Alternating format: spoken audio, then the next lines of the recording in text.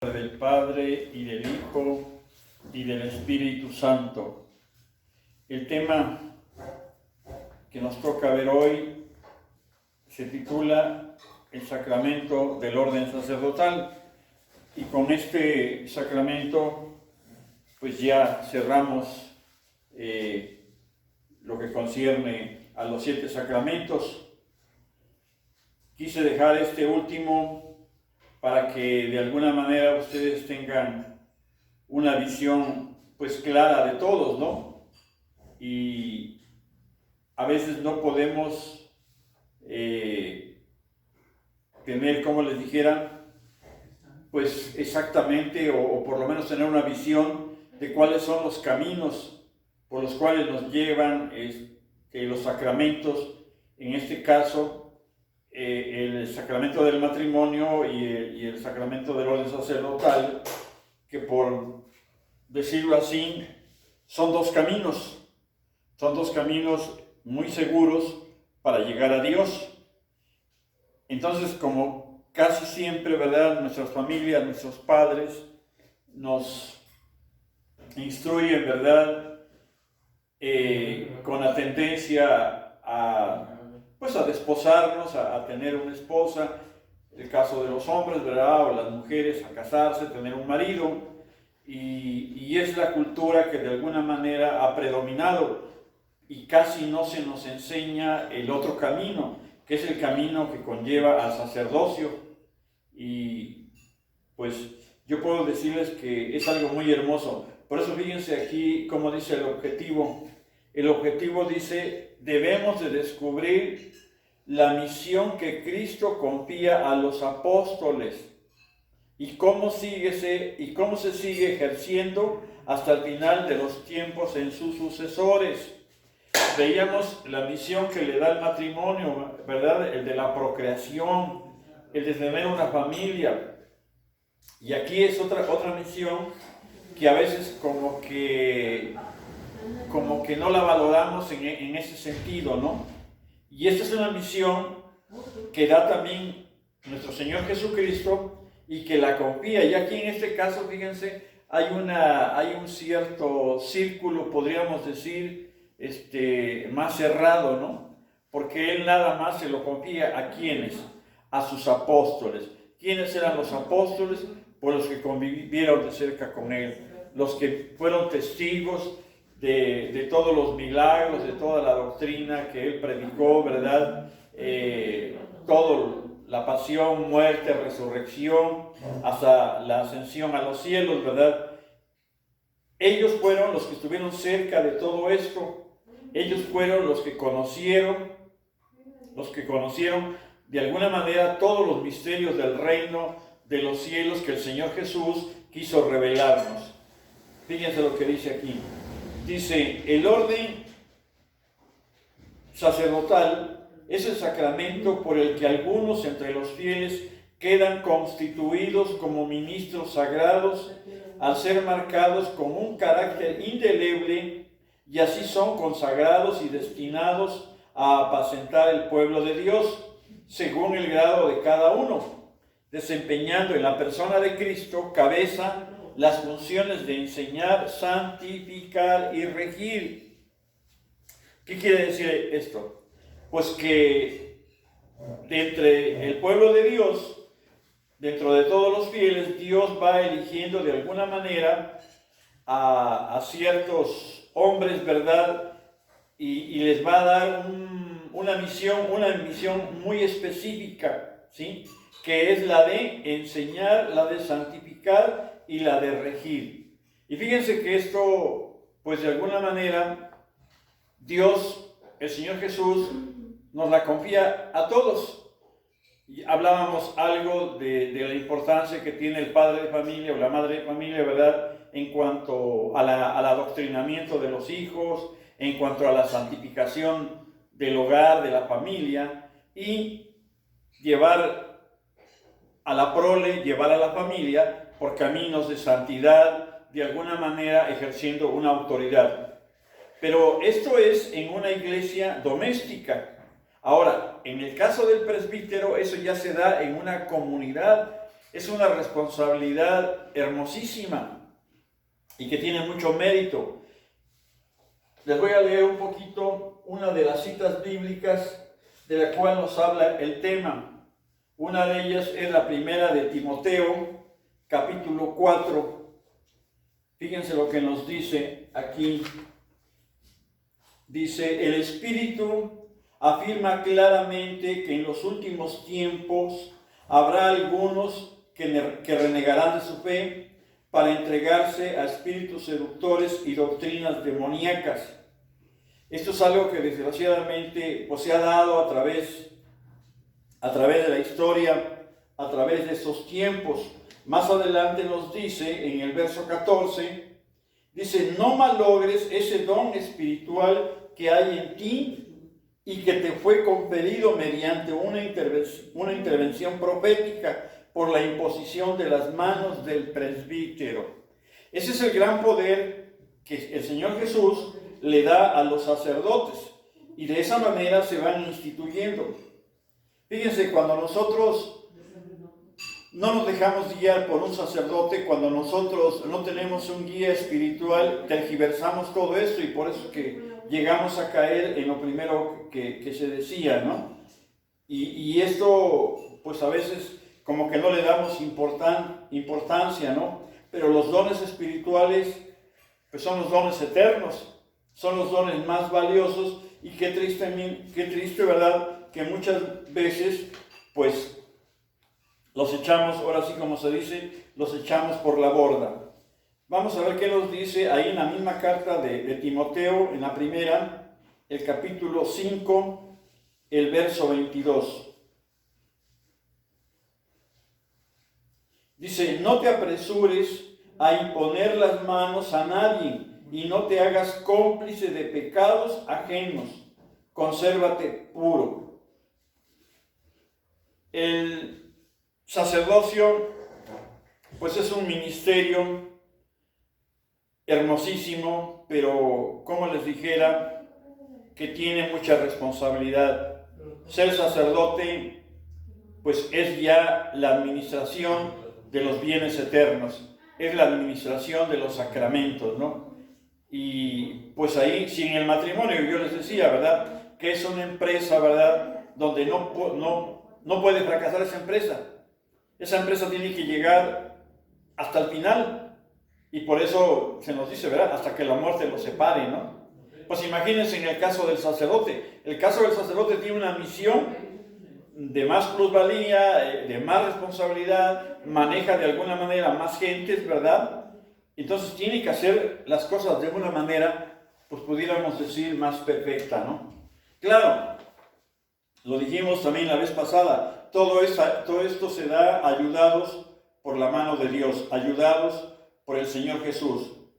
Dice, encontramos el sacerdocio en la antigua alianza. El pueblo elegido fue constituido por Dios como reino de sacerdotes y una nación consagrada. Eso lo podemos leer en el libro del Éxodo, capítulo 19, verso 6. Dice, pero dentro del pueblo de Israel, Dios escogió a una de las 12 tribus, a la tribu de Leví. ¿Para qué? Para el servicio litúrgico, ¿sí? Para el servicio de los sacrificios, para el servicio del altar. Así como un rito propio consagró los orígenes del sacerdocio de la antigua alianza. En ella los sacerdotes fueron establecidos para intervenir a favor de los hombres en lo que se refería a Dios, para ofrecer dones, sacrificios por los pecados. Esto pues está en el Catecismo de la Iglesia, en el numeral 1539, que más adelantito vamos a tratar de verlo.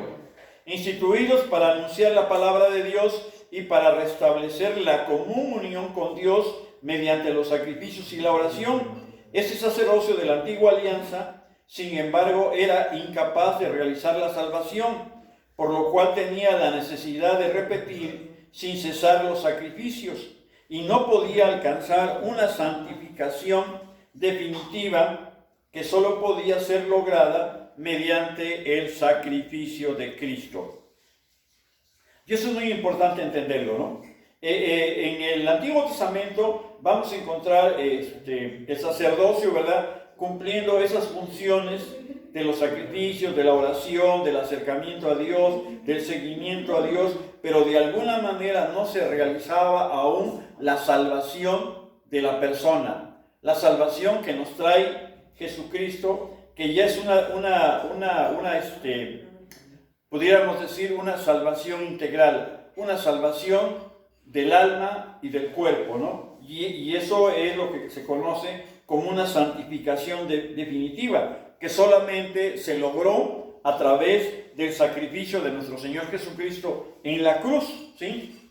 Todas las prefiguraciones del sacerdocio de la antigua alianza encuentran su cumplimiento en Cristo Jesús, único mediador entre Dios y los hombres. Y por eso a nuestro Señor Jesucristo se le ha dado el título también de pontífice, sumo y eterno pontífice. ¿Por qué?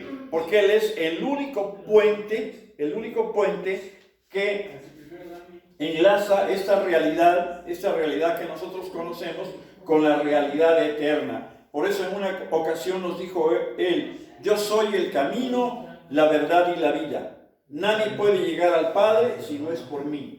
Y lo dice aquí en la primera carta de Timoteo también, en el capítulo 2, en el verso 5. Dice que Jesús es el único mediador entre Dios y los hombres.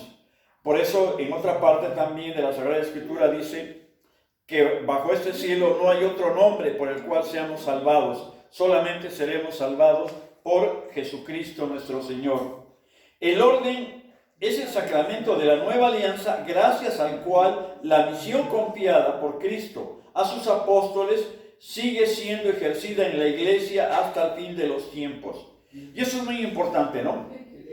Si ustedes leen la historia de la iglesia, se van a encontrar con que desde el primer papa que tuvimos, que fue San Pedro, después San Cleto, San Lino y todos los demás que fueron sucediendo uno al otro, es una sucesión ininterrumpida que hemos tenido desde Pedro hasta hoy el Papa Francisco. Pero esa sucesión de los papas no es lo único, sino que ellos, desde Pedro, desde el primer papa, ¿verdad?, que ya en esos tiempos, y lo podemos leer en Hechos de los Apóstoles, en las cartas, cómo ellos fueron instituyendo obispos, cómo fueron instituyendo sacerdotes, presbíteros a través de las comunidades.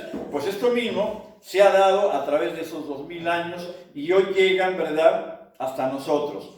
Por eso sabemos, y eso sí lo puedo decir de esta manera, sabemos con exactitud que hay una sucesión apostólica desde Pedro hasta el Papa actual, el Papa Francisco, pero también tenemos una sucesión apostólica en cuanto a los obispos. Los obispos son los sucesores innatos de los apóstoles, y ya los presbíteros, ¿verdad?, son los colaboradores del obispo. Entonces, esta es una sucesión, ¿verdad?, ininterrumpida, les decía. Por eso dice que el orden es el sacramento de la nueva alianza, gracias a la cual la misión confiada por Cristo a sus apóstoles sigue siendo ejercida en la iglesia hasta el final de los tiempos. Esto no para ni parará, ¿sí? Esto va a llegar hasta el final de los tiempos, hasta el último día en que nuestro Señor Jesucristo haga su segunda venida, ¿sí? Es pues, dice, el sacramento del ministerio apostólico ininterrumpido y que comprende de 3 grados. ¿Cuáles han sido esos 3 grados? El episcopado, el presbiteriado y el diaconado. ¿Cuál es el episcopado? Los obispos, ¿sí?, de donde salen los cardenales, luego de ahí de ellos, pues sale el papa, ¿no? Ese es el, digamos, el orden jerárquico. Después de los obispos, ¿quiénes están? Los presbíteros, ¿sí?, que son los que nosotros conocemos, ¿verdad?, como curas, como padres, ¿verdad?, pero su nombre correcto, ¿verdad?, es el presbiterado. Y después viene el diaconado, que son los colaboradores también, ¿verdad?, del presbítero.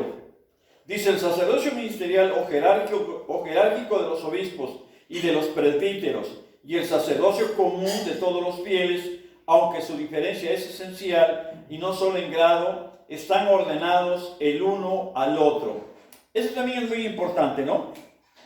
Porque todos sabemos que nosotros, de alguna manera, ¿verdad?, desde el bautismo ejercemos un sacerdocio común. Y lo digo así, ¿no?, de alguna manera, porque hay muchos que no lo ejercen, ¿no? O hay muchos que lo ejercen, pero en un mínimo. O sea, nosotros también, ¿verdad?, desde el bautismo, el Señor Jesús nos ha dado ese triple ministerio, que ojalá y todos lo viviéramos, ¿verdad?, de ser profetas. ¿Para qué ser profetas? Para anunciar la palabra de Dios, para construir el reino de Dios, para denunciar todo lo que esté en contra de la palabra de Dios. ¿Y eso dónde lo podemos hacer? Pues primeramente en nuestra familia. Después, ¿verdad?, el ser sacerdotes.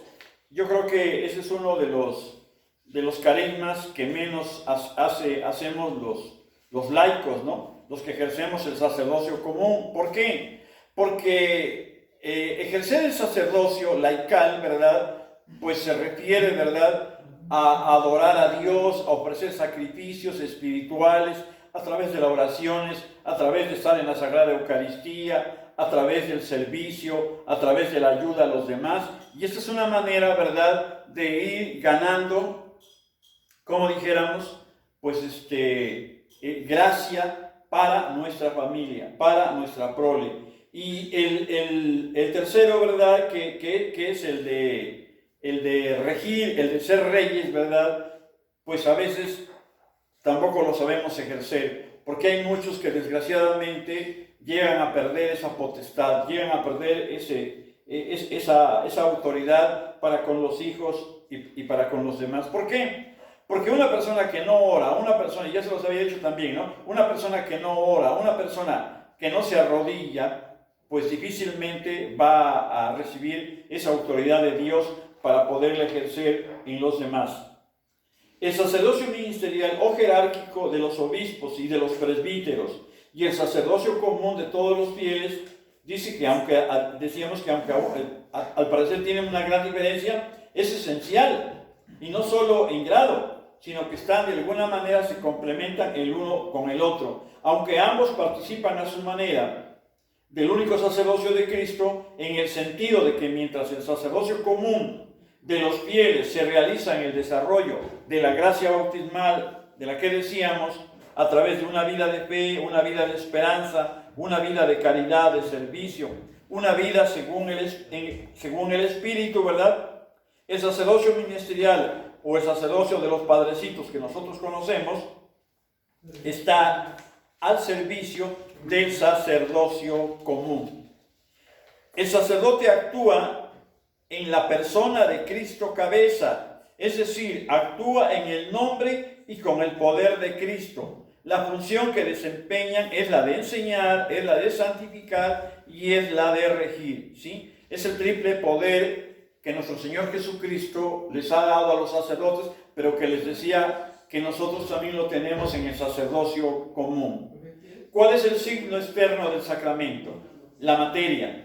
La materia del sacramento del orden es la imposición de las manos, así como la unión con el Santo Crisma, unción especial con el Espíritu Santo. ¿Y la forma? ¿Cuál es la forma? La forma es la oración consagratoria que los libros litúrgicos prescriben para cada grado. Eso ya tendríamos que meternos a los libros de liturgia.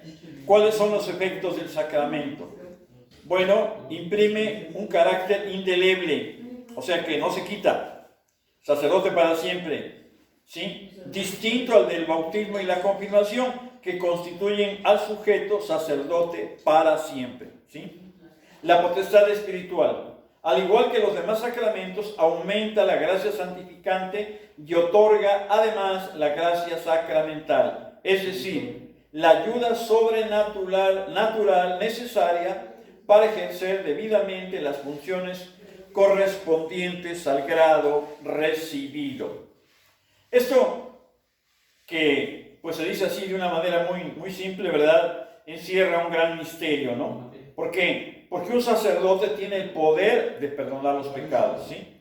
Porque él tiene esa gracia santificante, ese poder que Jesucristo el Señor confió a los apóstoles y les decía que se ha dado en una sucesión ininterrumpida desde los apóstoles que convivieron de cerca con el Señor Jesús. Y aquí habría que meternos a otra parte más de la iglesia, ¿verdad? Que casi no lo hemos tocado, que es la tradición divino-apostólica, ¿no? O sea, aquellas enseñanzas que recibieron los apóstoles, quienes convivieron de cerca con el Señor Jesús y nos dejaron muchas cosas, ¿verdad?, que se han ido sucediendo a través de una y otra generación y que de esta manera ha llegado hasta nosotros.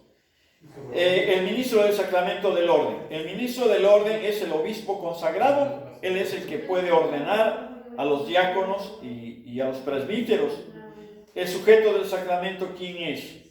Dice, las condiciones para recibir el sacramento son solamente el varón bautizado, quien recibe válidamente la ordenación sacerdotal o presbiterial, o bien la ordenación del diaconado. Dice, además de diversas cualidades requeridas por derecho divino, son la vocación o llamada específica de Dios, que es un estado de gracia, ¿sí? Es una edad que también se debe tener, ¿verdad? Y eso de la vocación o llamada específica de gracia, pues es algo que a veces no sabemos, a veces no entendemos y por eso no lo buscamos, ¿no? Pero si nosotros desde que somos niños, desde que somos adolescentes, ¿verdad?, tuviéramos esa visión de búsqueda, de arrodillarnos, de buscar a Dios a través de la oración, pues créanme que muchos de nosotros hubiéramos caminado por otros caminos. ¿Cuáles son las obligaciones del clérigo? Celibato, santidad de vida y obediencia al ordinario. El ser célibe es algo que a veces se ha, pues como les dijera, se ha prestado a ciertas controversias porque no hemos entendido la espiritualidad, no hemos entendido la santidad, no hemos entendido, ¿verdad?, como les dijera, los niveles de gracia, ¿no? Decía por ahí un gran santo, no me acuerdo quién es, si es no lo recuerdo, pero decía él que sin castidad no hay santidad, ¿no? Y eso, pues a veces como que no cabe en la mente del hombre del siglo XXI, ¿no? El hombre siempre ve como parte de su éxito, como dijéramos, de su realización, el sexo, ¿no?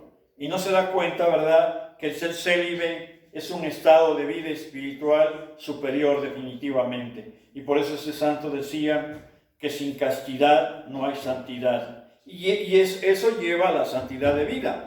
Porque una persona que está pensando en exceso, una persona que está pensando en dinero, en negocios, en cosas de estas, pues difícilmente va a pensar en la santidad, ¿no? No le va a importar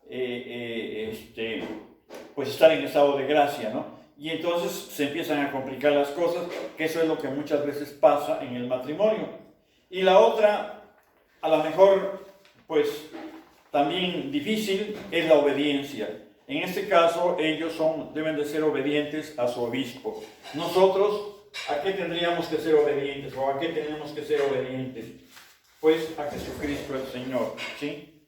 Y eso, pues a veces también nos cuesta mucho trabajo. Vamos a ver qué nos dice rápidamente unos 2 puntos de lo que nos dice el Catecismo de la Iglesia. En el numeral 874 nos dice que el mismo Cristo es la fuente del ministerio en la Iglesia. Él lo ha instituido, le ha dado autoridad y misión, orientación y finalidad, ¿sí? O sea, ¿quién instituyó esto? ¿Sí? Jesucristo. Él le dio esa autoridad, le dio esa misión, esa orientación que tiene una finalidad. ¿Cuál es la finalidad? La de sembrar el reino de los cielos en esta realidad y que los hombres se salven, ¿no? Esa es la finalidad, ¿sí? ayudar en la salvación de los demás seres humanos. Fíjense lo que nos dice el Concilio Vaticano en Lumen Gentium, en el número 18, dice: Cristo el Señor, para dirigir al pueblo de Dios y hacerle progresar siempre, instituyó en su iglesia diversos ministerios que están ordenados al bien de todo el cuerpo. En efecto, los ministros que posean la sagrada potestad están al servicio de sus hermanos para que todos los que son miembros del pueblo de Dios lleguen a la salvación. Eso es algo muy importante y que no nada más, ¿verdad?, lo deberíamos de dejar a los presbíteros, a los sacerdotes. Esta es una misión, ¿sí?, que de alguna manera está implícita en esas palabras que da el Señor Jesús cuando ya después de la resurrección se presenta a sus apóstoles. Se me viene a la mente una cita, la de Mateo 28, más o menos como del 16 al 20, donde dice el Señor: se me ha dado todo poder en el cielo y en la tierra. Por eso vayan por todo el mundo y prediquen el Evangelio. Bautícenlos en el nombre del Padre y del Hijo y del Espíritu Santo y enséñenles todo lo que yo les he instruido a ustedes. Yo estoy con ustedes todos los días hasta el final de los tiempos. Esa es la misión de la iglesia. No es una misión nada más de los sacerdotes. Es una misión de todos nosotros, los laicos, ¿sí? La de llevar el Evangelio. ¿Para qué? Para darle cumplimiento aquí lo que dice este numeral de Lumen Gentium número 18 del Concilio Vaticano II, donde nos dice: para que todos los miembros del pueblo de Dios lleguen a la salvación.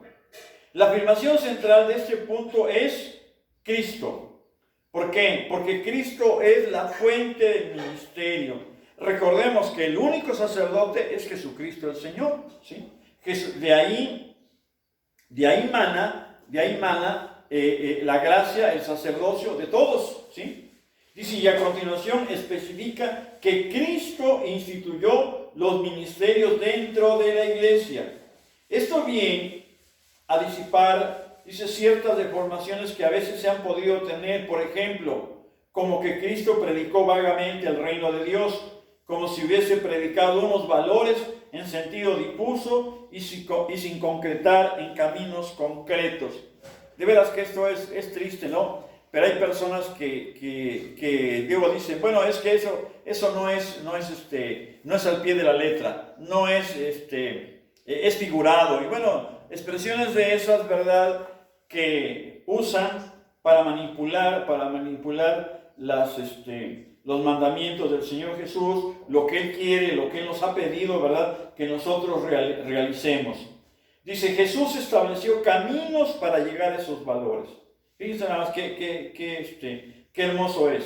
No solo nos habló de una vida hermosa, de una vida eterna. Cristo es camino e instituyó la iglesia y los ministerios eclesiales como un camino para esa vida, ¿sí? Pero Él nos habló de una vida eterna, nos habló de llegar al reino de los cielos, ¿verdad? Pero no nada más como un final último, ¿sí?, sino que Él nos está dando caminos, nos está instruyendo, ¿verdad?, por dónde podemos ir, ¿no? Nos habla, sí, cierto, de una vida hermosa, de una vida eterna, pero Cristo es el camino, la verdad y la vida, y Él instituye la iglesia y esos ministerios de los que estamos hablando. ¿Para qué? Para que nos ayuden, para que nosotros nos metamos en ese camino de verdad y vida, que es el Señor Jesús. Pero imagínense, si no vamos a misa, si no leemos la palabra de Dios, si no hacemos oración, si no adoramos al Señor, si no hacemos obras de caridad, pues ¿cómo vamos a descubrir esos caminos? Difícilmente, ¿verdad?, pues vamos a obtener la salvación. Yo no digo que no se vayan a salvar. La misericordia de Dios es grande, es infinita, pero pues a veces como que todo se lo dejamos a Dios y no cumplimos lo que Él nos pide. Dice, hay una tendencia de una espiritualidad un tanto difusa, un tanto etérea, donde Cristo es la vida, es la luz, pero nos olvidamos que también Él es el camino, la verdad y la vida. Es decir, Él es un camino concreto por el que hay que pasar por esa puerta estrecha, ¿no? El otro día me decía alguien, ¿no?, que a él le molesta la beatería, ¿no? O sea, la oración, ir a misa todos los días, arrodillarse, hincarse. Yo le decía que empieza a hacer oración 20 minutos, va a llegar el día en que hagas 1 hora, al rato vas a hacer 2 horas y vas a hacer 3 horas. Y bueno, no me creía, ¿no? Digo, yo no es que quiera aquí, como luego les digo, presumir, pero pues ya hay ocasiones en que sí hago mucha oración. La verdad a mí me gusta muchísimo, me fascina la oración. Entonces hay personas que les choca esto, les molesta la beatería, así le llaman, ¿no? ¿Sí? Les molesta eso. Digo, pero ¿no te molestaría llegar a una vida eterna, a una vida placentera, a una vida feliz, contenta? No, pues eso no me molestaría, eso sí me gustaría. Le digo, pues tú te pareces como aquellos que abren la llave, ¿no? Digo, yo les pongo ese ejemplo porque, bueno, pues algunos saben cuál es mi trabajo, ¿no? Te pareces a aquellos que les gusta abrir la llave del lavabo, ¿no? Abren la llave del lavabo y les es agradable, ¿verdad? Recibir el agua a través de la llave, ¿no? Y lavarse la cara, lavarse los dientes, y qué agradable es echarse un baño con esa agüita. Le digo, bueno, a ti te gusta el agua, ¿sí?, que llega a la llave de tu lavabo, a tu regadera, pero no te gustaría, ¿verdad?, irte a reparar la línea, ¿verdad? Irte allá hasta el cerro, a donde se capta el manantial, cómo se trae toda esa tubería hasta acá, ¿sí? No, pues por eso hay alguien que lo tenga que hacer, ¿no? A lo mejor en el caso de la tubería, en el caso de ese ejemplo que te pongo, le digo, pues puede ser que sí sea así, tú tienes dinero y pagas quien te lo haga y nada más abres la llave, pero en el caso de la salvación no, la salvación es personal, y es cierto que en un primer momento te puede molestar, te puede chocar la beatería, el arrodillarte, el hacer oración, ¿verdad? Pero tienes que hacerlo porque no hay otro camino. Ese es el camino que nos dejó el Señor Jesús. Si te gusta el agua limpia, pura de la eternidad, pues tiene que gustarte también, ¿verdad?, la oración, tiene que gustarte también el arrodillarte y el pasarte a lo mejor mucho tiempo de rodillas. Y es la única manera. Bueno, yo al menos yo no conozco otra. Dice, nos resulta más cómodo hablar de Cristo como vida o luz, pero si no se concreta, porque el camino llega hasta ahí, pues es tan hermoso como difuso, ¿no? Nada más en eso nos quedamos. Dice este punto que los instituyó dándoles autoridad. Ese es un punto muy hermoso, y también yo les decía en el caso del matrimonio, ¿no? Dios instituye el matrimonio, pero no nada lo instituye, Él lo deja, ¿no? Dios, el Señor Jesús nos va a dar su gracia, nos va a dar la vitalidad, nos va a dar la salud, nos va a dar el trabajo, nos va a dar todo aquello que conlleva para que nosotros cumplamos nuestra misión, porque ¿cómo le vamos a hacer? ¿Sí? Él nos tiene que dar lo demás. Por eso en el caso del sacerdote, ¿qué le da al sacerdote?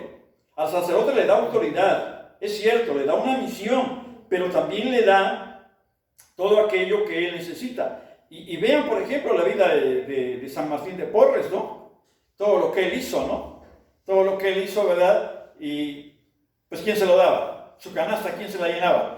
Él se iba por la calle repartiendo y repartía, y de todas maneras llegaba al convento con la canasta llena. Así le pasa al sacerdote, reparte, y Dios le sigue dando. Y así nos pasa a los padres de familia también. Aquellos que estamos de rodillas, aquellos que buscamos a Dios, damos y repartimos, y Dios nos sigue dando para que nuestra canasta nunca esté vacía. Dice, esto nos da una idea hasta qué punto la iglesia no se hace a sí misma. Cuando se habla de la iglesia en los medios de comunicación, en ambientes donde se desconoce el ser íntimo de la iglesia, y se habla en unos términos como si la iglesia se pudiese hacer a sí misma, como si se hubiese dado a sí misma su forma, su ser, su estructura íntima, pues qué triste, ¿verdad? Porque no saben o no se dan cuenta que Cristo es la fuente del ministerio. Por ahí dice la letanía de la misericordia, Cristo es la fuente de todos los milagros, desde siempre y por siempre y hasta el final. Él siempre va a ser la fuente de todo, ¿sí? De la felicidad, de la salud, de la longevidad, de todo, de todo. Entonces, tenemos que recurrir a eso.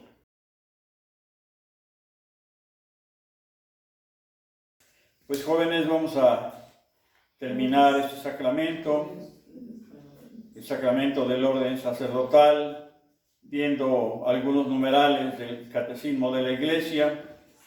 Vamos a tocar el numeral número 876, que nos dice que el carácter de servicio del ministerio eclesial está intrínsecamente ligado a la naturaleza sacramental. En efecto, enteramente dependiente de Cristo, que da misión y autoridad.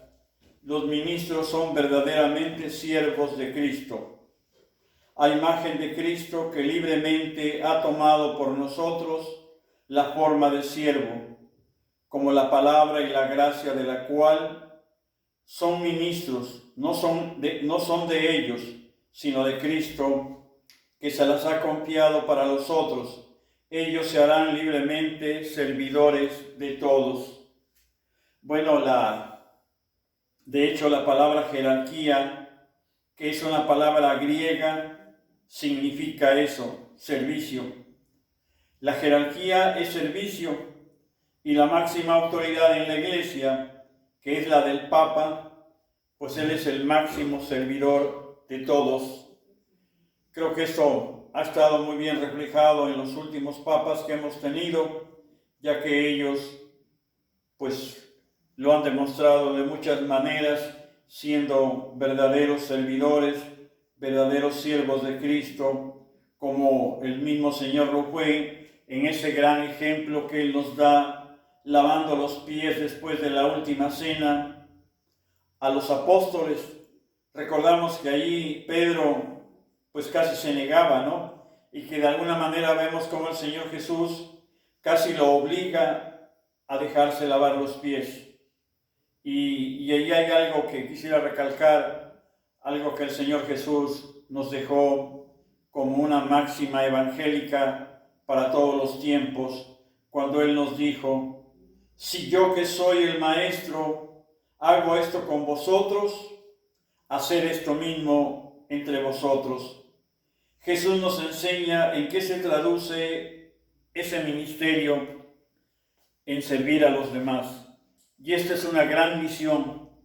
Quiero decirle, no nada más de los sacerdotes, no nada más del obispo, del papa, sino que es de todos.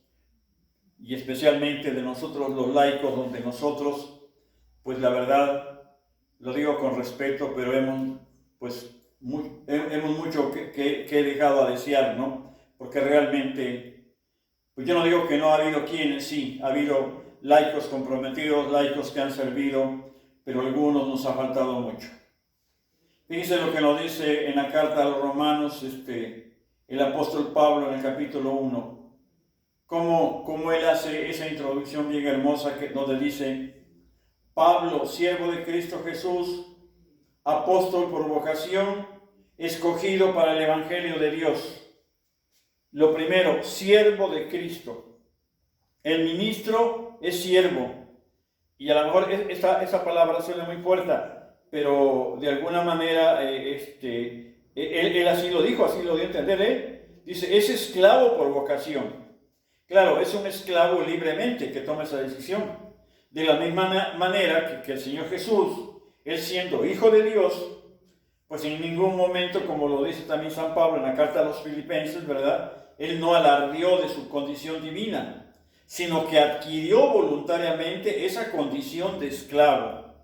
También el sacerdote, al aceptar esa elección de Cristo, se despoja de ciertas autonomías y seguridades que podrían tener ellos y se hace servidores de todos. Y esto, vuelvo a repetir, esto a veces nomás lo vemos como una figura en el sacerdote, en el presbítero, en el obispo, en el papa, pero esto es una vocación para todos los bautizados. Y ojalá, ¿verdad?, cada vez haya ya más bautizados decididos a servir. Y no me refiero, ¿verdad?, al hecho de que sean catequistas o servidores en las comunidades, ministros, que nos hacen mucha falta y sería muy bueno, pero ¿dónde vamos a empezar? Por nuestra familia. Ser servidores de nuestra familia. Los primeros que debemos de servir en nuestra familia somos nosotros. Fíjense lo que nos dice el numeral 1008. Aparentemente como que se desconecta de lo que estamos diciendo, pero no, ¿eh? Dice, la muerte es consecuencia del pecado, intérprete auténtico de las afirmaciones de la Sagrada Escritura y de la tradición. El magisterio de la Iglesia enseña que la muerte entró en el mundo a causa del pecado del hombre. ¿Y cuál fue el pecado del hombre? La desobediencia, ¿sí? Y aquí creo que sí hemos entendido, ¿verdad?, que lo primero que tenemos que hacer es obedecer. Por ahí decía un gran santo, San Francisco de Asís, decía él, que el que obedece no yerra, o sea que el que obedece no se equivoca. Y entonces, si no se equivoca, no va a darle cabida al pecado, no va a darle cabida a esa consecuencia de la que habla aquí, a la muerte, ¿no? Como dice, la muerte es consecuencia del pecado, y el pecado sabemos que es consecuencia de la desobediencia. Entonces, por eso este numeral lo remarca de una manera pues muy categórica. Dice, aunque el hombre poseyera una naturaleza mortal, Dios lo destinaba a no morir. Fíjense nada más todo lo que perdimos por nuestra desobediencia. Dios nos creó de tal manera que Él nos había destinado a no morir. Por tanto, la muerte fue contraria a los designios de Dios creador, ¿sí? O sea, no estaba en el proyecto de la creación, sino que nosotros por nuestra desobediencia le dimos entrada a la muerte. La muerte temporal, de la cual el hombre se habría liberado si no hubiera pecado. Y eso lo dice el Gaudium Spes en el número 18 del Concilio Vaticano II. Dice, es así el último enemigo del hombre que debe ser vencido. Y aquí yo creo que a veces nos preguntamos, bueno, ¿y cómo vamos a vencer a ese gran enemigo que es la muerte? Pues fíjense que ese es el gran ejemplo que Jesucristo el Señor nos dejó. Mucho se ha dicho, ¿verdad?, cómo el Señor nos redimió por su sangre, nos redimió por esa entrega plena, total en la cruz, pero hay algo que a veces no, ¿cómo les dijera?, no visualizamos de una manera, pues como debiera de ser, ¿no? Como que es la base, ¿no? Lo principal, la obediencia. O sea, si Jesús nos enseñó algo, es la obediencia, es obedecer. Y a la mayoría de nosotros no nos gusta obedecer. Siempre nos gusta mandar, siempre nos gusta que los demás nos obedezcan a nosotros, pero a nosotros no nos gusta obedecer. Y es la única manera por la cual podemos vencer a ese gran enemigo que es la muerte. Por eso dice, es así el último enemigo del hombre que debe ser vencido.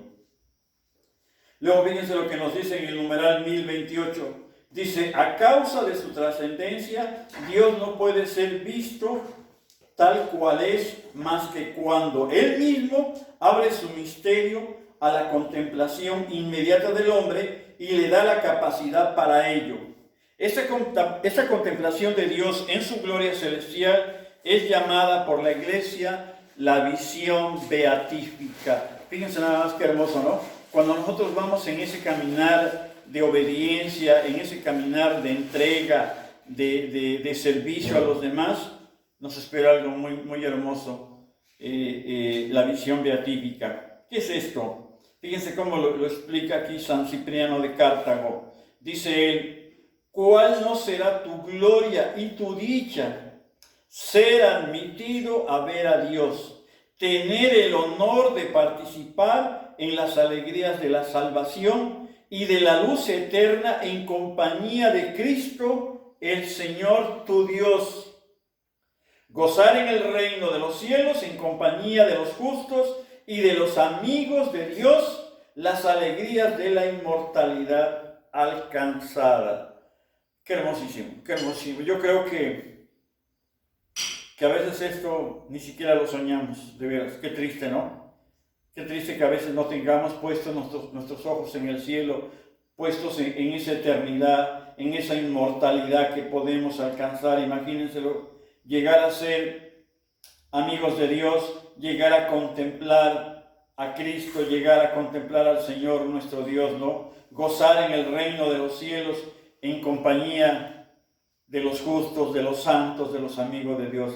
Yo no sé si ustedes se imaginen esto, pero yo creo que cualquier cosa que hagamos, por grande que creamos que estamos haciendo, en nada se compara con la alegría de estar en el reino de los cielos, con esa gran recompensa que Dios nos da. Ojalá y todos entendamos un poquito esto y pues echemos ganas, ¿no? Haciendo las cosas cada día mejor, esforzándonos. Y acuérdense que el que nos va a ayudar a la realización de todo esto es nuestro Señor Jesucristo, cuando nosotros se lo pedimos de rodillas.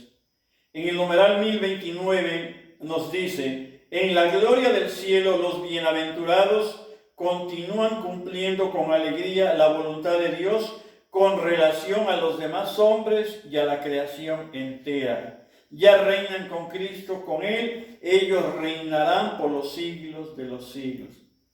Híjole, de veras que esto es maravilloso, es grandioso, es inimaginable, ¿no? Por eso por ahí una parte de la Sagrada Escritura que dice, y creo que San Pablo parece que lo dice, que ni oído jamás logró oír esto, ni ojo alguno pues lo ha visto.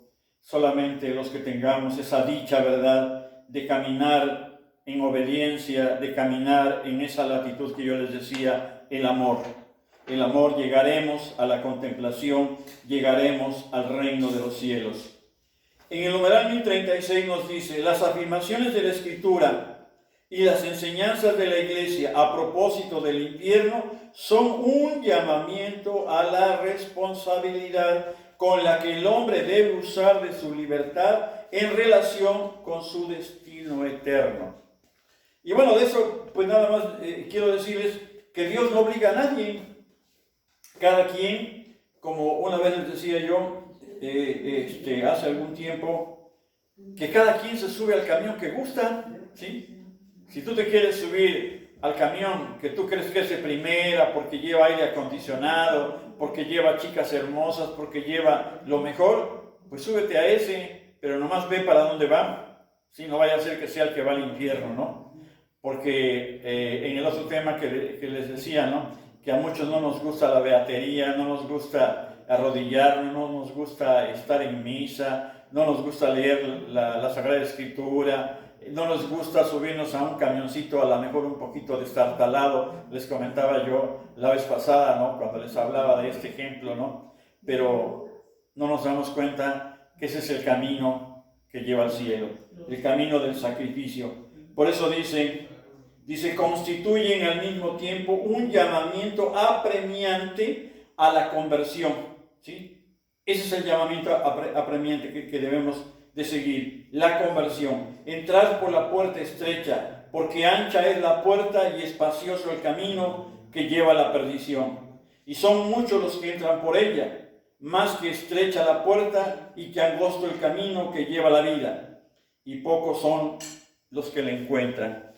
En esto quiero decirles que son pocos los que la encuentran porque no la buscan realmente. Yo a veces les digo, ¿alguna vez buscaste algún placer en la vida? Como fue a lo mejor tomarte una copa de licor, no sé, algo que te gustara, ¿no? Lo buscaste con mucho afán, trabajaste a lo mejor, te desvelaste, ¿verdad?, para lograr ese objetivo. Y lo lograste. Pues yo te puedo asegurar que con la mitad de ese esfuerzo que tú hacías para llegar a tener ese placer que tuviste, hoy con la mitad de ese esfuerzo puedes llegar a un acercamiento a Dios, ¿sí? Porque pues yo me atrevo a decir que casi en todos los casos lo que el hombre pone, y también lo decía el padre Jorge Lori, lo que el hombre pone es casi nada, porque el que pone casi todo es Dios. Pero desgraciadamente Si nosotros no ponemos nuestro casi nada, Dios no pondrá su casi todo, y entonces no se realizará esa conversión. Como no sabemos ni el día ni la hora, es necesario, según el consejo del Señor, estar continuamente en vela, para que así, terminada la única carrera que es nuestra vida en la tierra, mereceremos entrar con Él en la boda y ser contados entre los santos, y no nos mande ir como siervos malos y perezosos al fuego eterno, a las tinieblas exteriores, donde habrá llanto y rechinar de dientes. Eso está en la Sagrada Escritura, y también está en el Lumen Gentium número 48.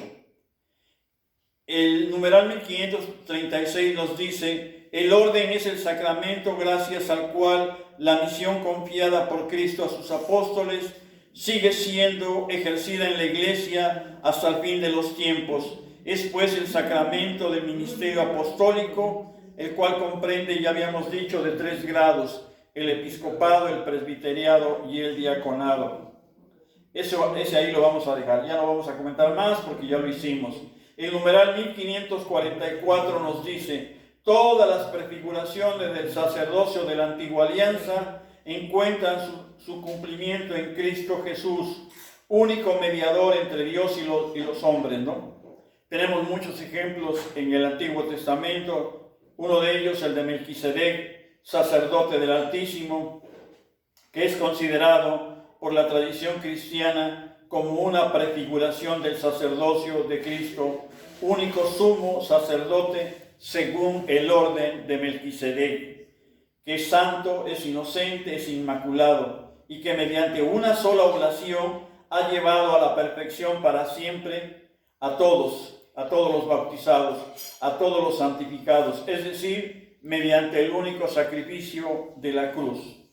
Luego el numeral 1554 nos dice: el ministerio eclesiástico instituido por Dios está ejercido en diversos órdenes por aquellos que ya desde antiguo reciben los nombres de obispos, presbíteros y diáconos.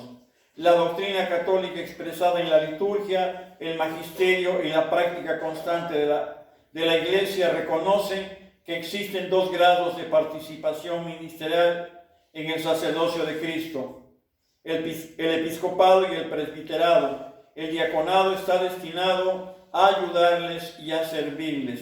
Por eso el término sacerdote designa en el uso actual a los obispos y a los presbíteros, pero no a los diáconos. Sin embargo, la doctrina católica enseña que los grados de participación sacerdotal, episcopado y presbiteriado, y el grado de servicio o diaconado son los 3 conferidos por un acto sacramental llamado ordenación, es decir, por el sacramento del orden. Por eso nos decía una carta de San Ignacio de Antioquía, dice que todos reverencien a los diáconos como a Jesucristo, como también al obispo, que es imagen del Padre, y a los presbíteros como el Senado de Dios y como la asamblea de los apóstoles. Sin ellos no se puede hablar de iglesia. Y yo sí quisiera remarcar un poquito esto, ¿no?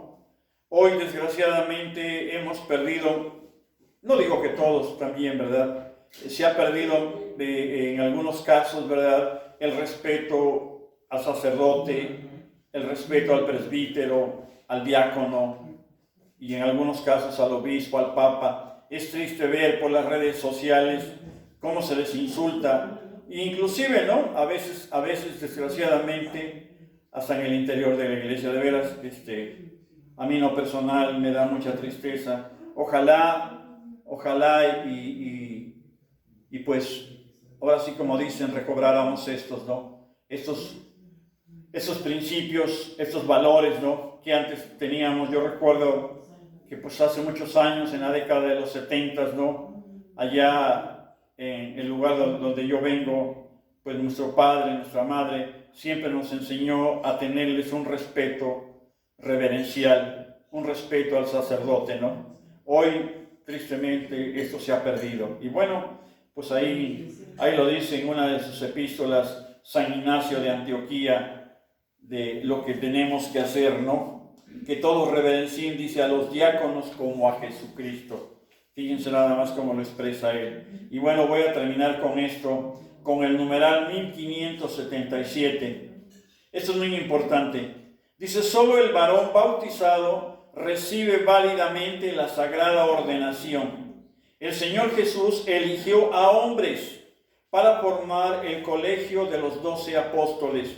Y los apóstoles hicieron lo mismo cuando eligieron a sus colaboradores, que les sucederían en su tarea. El colegio de los obispos, con quienes los presbíteros están unidos en el sacerdocio, hace presente y actualiza hasta el retorno de Cristo el colegio de los 12. La Iglesia se reconoce vinculada por esta decisión del Señor. Esta es la razón por la que las mujeres no reciben la ordenación. Pues hay muchos documentos, la tradición de la Iglesia, y bueno, yo solamente quisiera explicarles esto un poquito, ¿no? Recordemos, ¿verdad?, que la Iglesia nace del santísimo costado de nuestro Señor Jesucristo, que es donde brota sangre y agua. Esos dos grandes sacramentos que nosotros conocemos, el bautismo, que el bautismo, pues ya le hemos explicado, que es el renacer del Espíritu, es ese nacimiento en el Espíritu que se da de lo alto, que se da de arriba. Y también, ¿verdad?, mana del costado de Cristo su santísima sangre, que está representada ahí, la Eucaristía. ¿Y la Eucaristía qué es? Pues la vida eterna, ¿no? Un día nos dijo el Señor Jesús, el que come mi carne y bebe mi sangre tendrá vida eterna, y yo lo resucitaré en el último día. Y recordemos algo, ojalá me pueda explicar.